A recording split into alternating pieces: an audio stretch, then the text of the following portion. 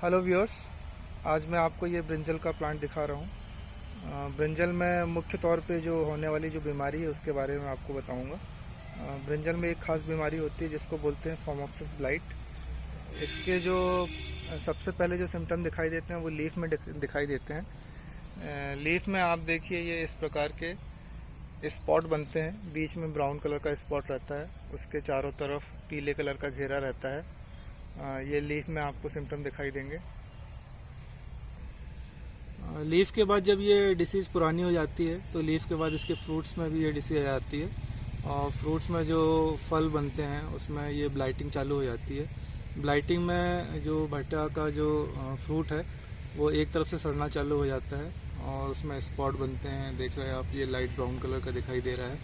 तो ये मुख्य रूप से फफूंदजनक रोग है, फफूंद के कारण होता है। ये फंगस जो है, फंगस ये सॉइल में सरवाइव करता है। जितनी भी जो पत्तियां वगैरह इसकी झड़ती हैं वो नीचे सॉइल में चली जाती हैं और सॉइल में ये फंगस रहता है।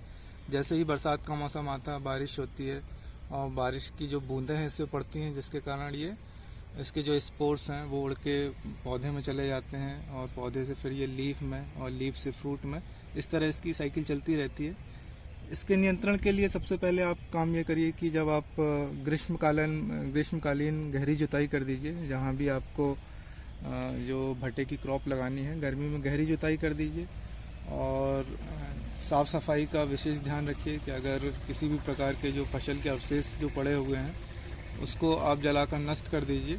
उसके बाद जो बीज लेके आते हैं, बीज किसी सर्टिफाइड एजेंसी से लेके आइए या किसी अच्छी कंपनी का बीज खरीदिए जो कि रोग से मुक्त हो। और बीज आप जैसे नर्सरी में लगाते हैं तो बीज को पहले बीज उपचारित कर लीजिए। बीज उपचार के लिए आप बेविस्टीन का यूज़ कर सकते हैं या थायराम का यूज़ कर सकते हैं। इसकी 2 ग्राम मात्रा प्रति किलो बीज के हिसाब से करिए। अगर आप बेविस्टीन कर रहे हैं तो इसकी 1 ग्राम मात्रा प्रति किलो बीज के हिसाब से सफिशेंट रहेगी।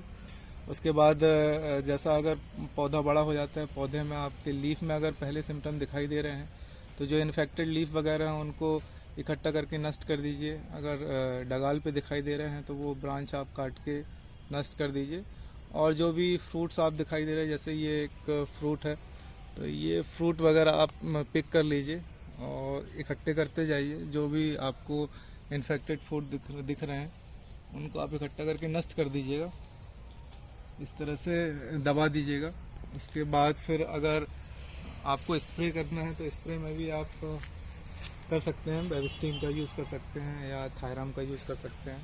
इसकी 0.2% का स्प्रे बना के आप स्प्रे कर दीजिए, जिससे आपको इस बीमारी से छुटकारा मिलेगा। Thank you viewer for watching.